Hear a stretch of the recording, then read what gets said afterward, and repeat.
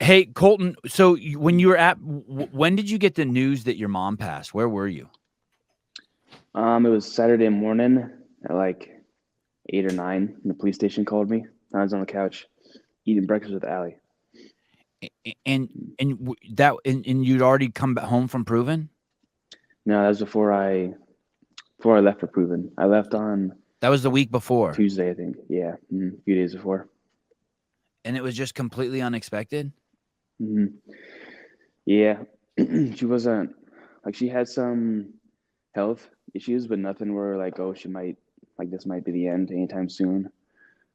She was 56, and yeah, it was kind of it was unexpected.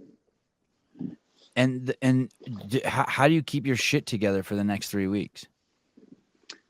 Um, I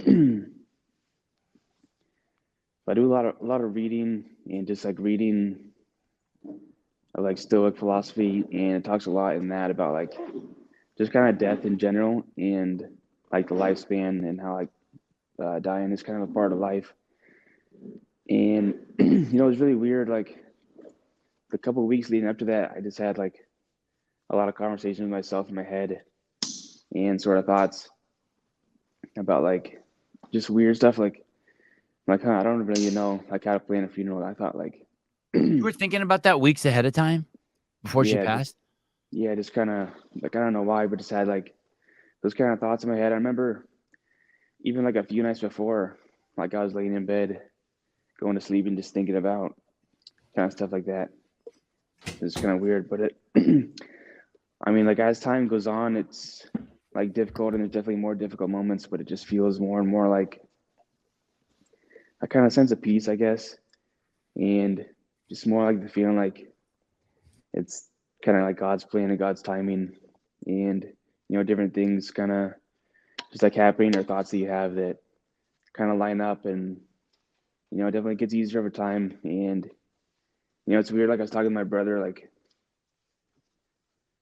you just want to call her and be like what happened, So Yeah. So I heard two things there. One of them was like it kind of it's setting in as time goes on, meaning, and I mm, interpret that as getting harder. But then you also said it's getting easier.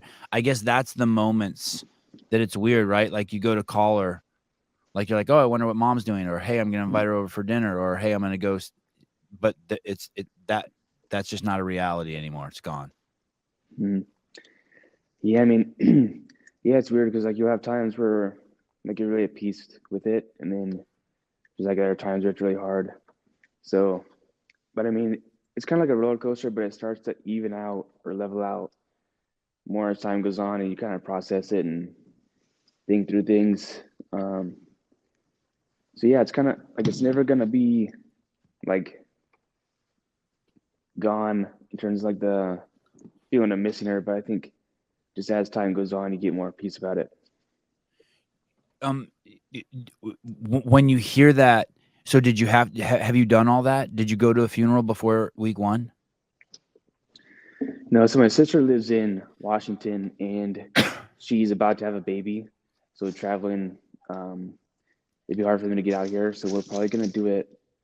Probably gonna have the funeral in the summer. I think that'd probably be shortly before the games. I think is what it looks like.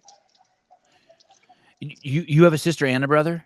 hmm Yeah, And where did your mom live, Colton? she grew up in Anaheim, California, and she moved to Iowa. Um, I think like in her 20s or maybe earlier. But yeah, it was weird. Like she never. I think my mom's life was kind of like crazy at times. I think they were coming out to Iowa to visit, and then they just didn't leave. Like they were Yeah, visiting a family, and then just like ended up renting a house and buying a house, and just staying here, and then met my dad and having kids. That's how you get stuck in the Midwest. You visit for a little bit, and then you're just fuck it. Mm. was any part of you think did any part of it change your plans, like for in the small picture with the open and the big picture with your life? No, I'd because I've already made those decisions prior to like anybody this close to me passing away that like I'm not going to miss training. I'm not going to um, take time off. I'm not going to quit from competition. and things like that. So when the time came, it was like I didn't have to make those decisions while I was in a emotional or stressed state. I decided I had to have the discipline to execute on the decisions I already made. And like it was difficult. I think I talked about before, like halfway through the first workout, I wanted to quit, and I wanted to just like let the dumbbell fall out of my hands and walk out of the gym. And I was having thoughts of just wanting to be done, like with the open, the season, and everything. But it makes it easier when you've already decided beforehand, like these are the things I'm going to do when something like this happens in my life. And then, yeah, it's easier to just win those mental battles when you're not thinking clearly and you're kind of in like an emotional state. Because you have to remind yourself when like things happen, when things happen, and you're stressed or emotional, your mind is not thinking clearly at all, and you're not going to make the best decisions in those times.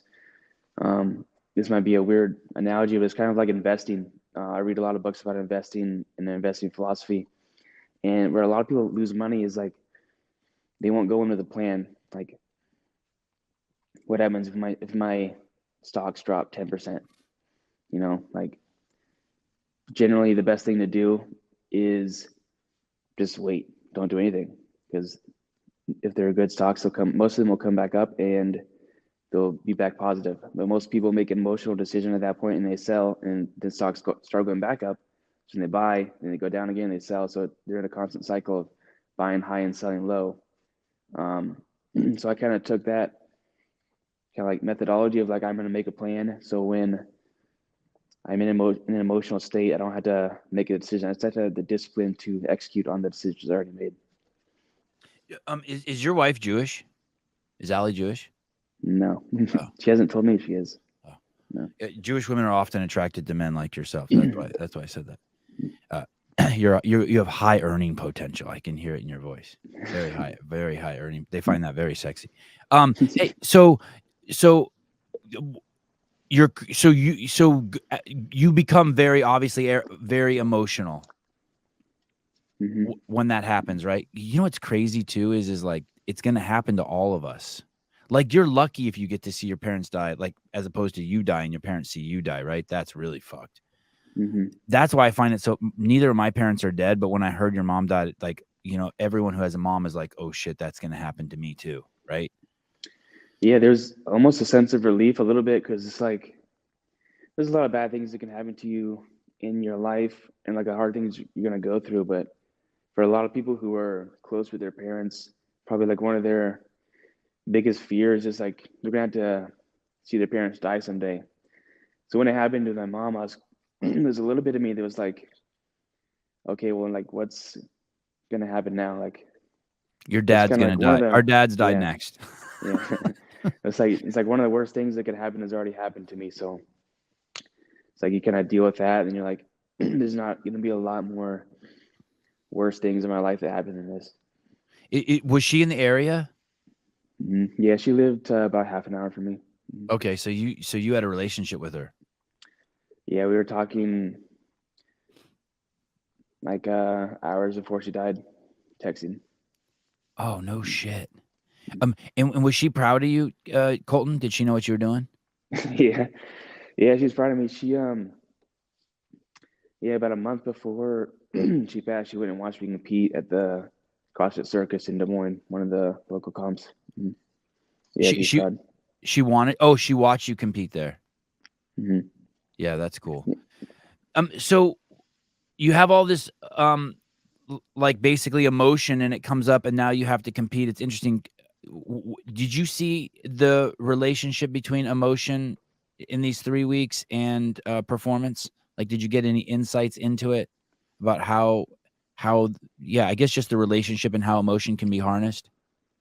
Yeah, it was definitely like a big energy drain a lot of the time. So just having to manage that and like having the discipline to do the little things, like making sure I stayed on track of my nutrition and wasn't just like up all night dwelling on things, make sure I still get to bed on time and doing things like that. But I also had thoughts like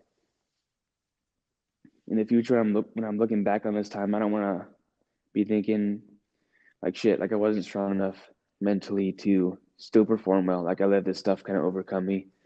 So that was a big motivator for me, just personally, wanting to be able to like have the opportunity to overcome that and to do it. Because as you know, bad as it is and like bad timing, it's also an opportunity. Like for me to do well in this open, it was probably harder for me than a lot of other people this year in the open. And for me, I look at that as like an opportunity. Like not a lot of other people are going to get a chance to overcome an adversity like this.